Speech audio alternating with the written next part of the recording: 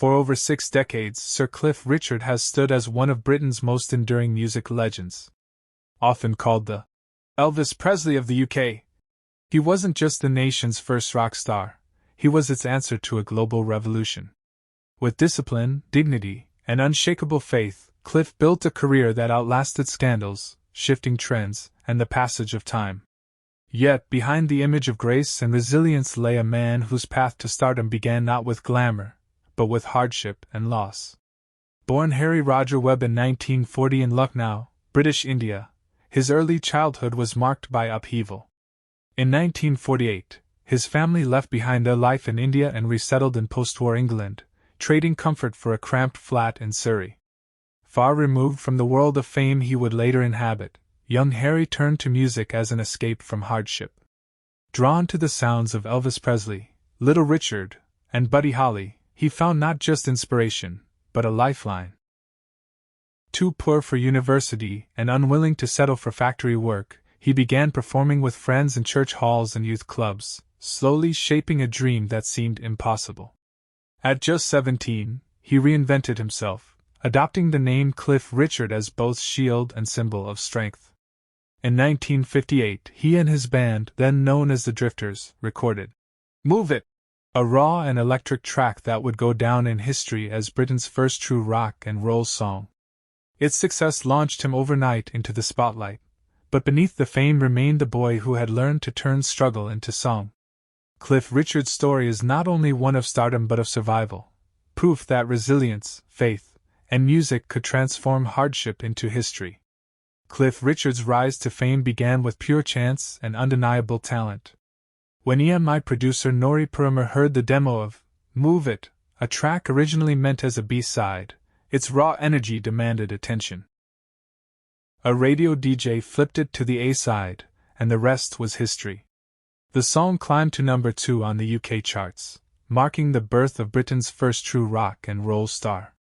From 1958 to 1963, Cliff Hysteria swept the nation as teenagers screamed, records flew off shelves, and a once awkward boy from Surrey became the voice of a generation craving joy and identity.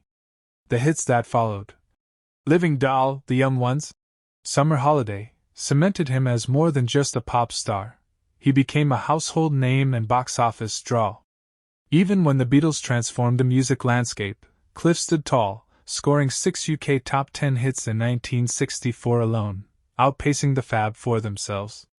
Lennon and McCartney later admitted he paved the way, but Cliff didn't imitate. He chose his own path, one that would soon be defined less by rebellion and more by conviction. In 1966, influenced by Billy Graham, Cliff underwent a spiritual awakening, boldly declaring his Christian faith.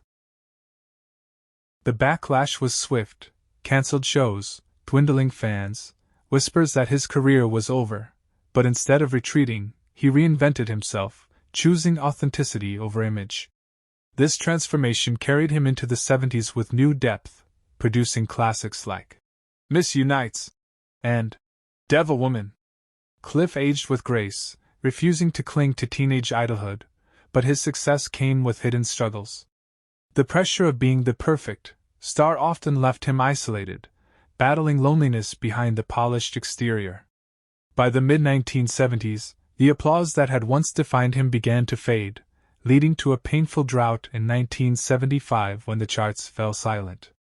For Cliff, it wasn't just a career slump, it was an identity crisis, forcing him to confront the question of who he was without the roar of the crowd. By the mid-1970s, Cliff feared his career had run its course, but his 1976 hit, Devil Woman, proved otherwise.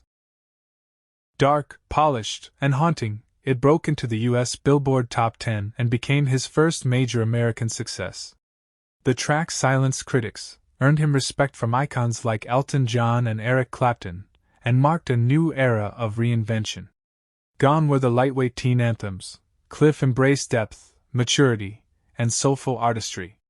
The late 70s and 80s brought enduring hits like We Don't Talk Anymore and Mistletoe and Wine, proving he was no longer chasing trends but defining longevity. His Wembley Stadium celebration in 1989 crowned him not as a relic, but as a living legend still shaping music's future. Yet behind the spotlight, Cliff's most intimate battles were fought in silence. His love life was a story of near misses, relationships with Delia Wicks, Jackie Irving, and tennis star Sue Barker each ending before they could become lifelong commitments. His bond with Olivia Newton-John perhaps carried the deepest emotional weight, a connection marked by affection and unspoken what-ifs that stretched over 50 years. When she passed in 2022, Cliff's quiet tribute, "She didn't die. She just stopped living," revealed the depth of loss he rarely allowed the world to see. For Cliff, love was always just out of reach, sacrifice for his career, his family, and his calling. In public, speculation swirled about his solitude and private life, but Cliff met it with dignity and silence. He never married, never explained himself, and refused to let rumors define him. "If I was, would it matter?"